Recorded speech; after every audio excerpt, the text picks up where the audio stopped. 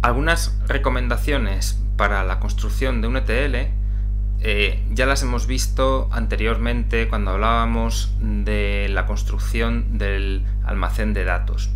La primera recomendación es crear claves primarias nuevas para todas las tablas del proceso de extracción, transformación y carga. Si recordáis del tema anterior, esto eran las claves suplentes o surrogate. Otra recomendación interesante sería crear índices sobre todas aquellas claves o atributos del almacén que sean relevantes.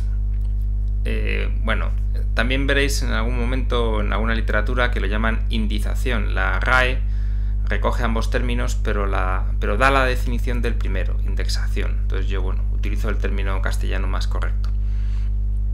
Y como acabamos de decir, otra recomendación importante es elegir los momentos en los que las fases de carga del almacén de datos no saturen las bases de datos transaccionales de la organización.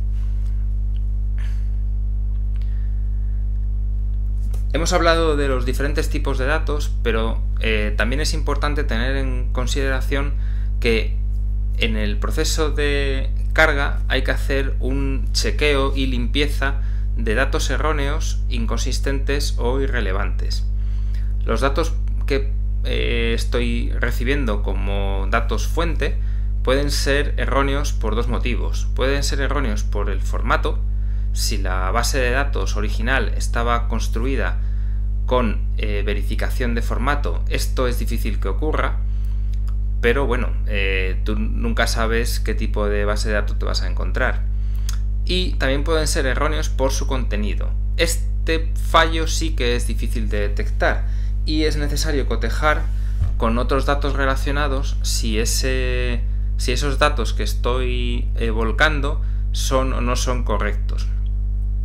Por ejemplo, una matrícula española actual tiene un formato de 3 letras y 4 números.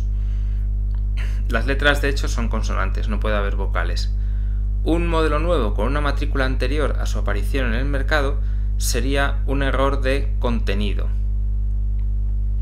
Es decir, si yo me compro un coche eléctrico con matrícula M0001AA, que es el formato antiguo que tenían los coches, pues hay algo que aquí no concuerda.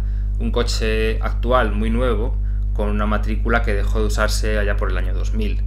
¿De acuerdo? Entonces la matrícula se coteja con el modelo de coche y se detecta una inconsistencia. Entonces hay ahí un dato erróneo. El tratamiento de datos erróneos puede ser de varios tipos. Podemos ignorar si el algoritmo, si por ejemplo después de con estos datos vamos a hacer minería de datos, es decir, vamos a aplicar una serie de algoritmos que extraen información, es robusto a datos que falten, pues podemos ignorar el hecho de que falten datos. Podríamos eliminar la fila, pero eso significa eliminar datos de otros atributos, es decir, estamos eliminando esta entrada de la tabla. Podríamos reemplazar la columna si existe una columna similar, aunque sea menos precisa, o en todo caso podemos añadir otra columna al lado de esta que indique con un valor binario si el dato que está a su izquierda es erróneo o es correcto. De esa manera podemos mantener el dato erróneo con una bandera o con un flag o con un bit que nos dice, ojo, cuando vayas a hacer cualquier tipo de análisis, ten cuidado con este dato porque es erróneo. Pero de esa manera no hemos perdido el resto de información sobre esa misma fila. También podríamos reemplazar el valor o añadir un término nulo o simplemente estimar qué valor podría tener si nos atrevemos a ello con alguna función matemática o lo que es. Hay muchas técnicas, no vamos a entrar en ello ahora. Y otra manera es discretizar, es decir, si es una columna, por ejemplo, de datos numéricos continuos y detecto un error en un dato, o en varios datos incluso, yo podría pensar, bueno, este dato es erróneo, pero si en vez de hacer la columna de datos continua la discretizo en cubos de 10 en 10, a lo mejor el dato es erróneo, pero queda dentro del intervalo de uno de los cubos. ¿De acuerdo? Por ejemplo, se me ocurre, imaginad que el dato es 10,5 y ese dato decidís que es erróneo. Si discretizáis de 10 en 10, todos aquellos números que estén entre 0 y 9,9 caen dentro del mismo cubo, el cubo número 0. Todos los datos que están entre 10 y 19,9 caen dentro del segundo cubo, el cubo número 1, y así sucesivamente.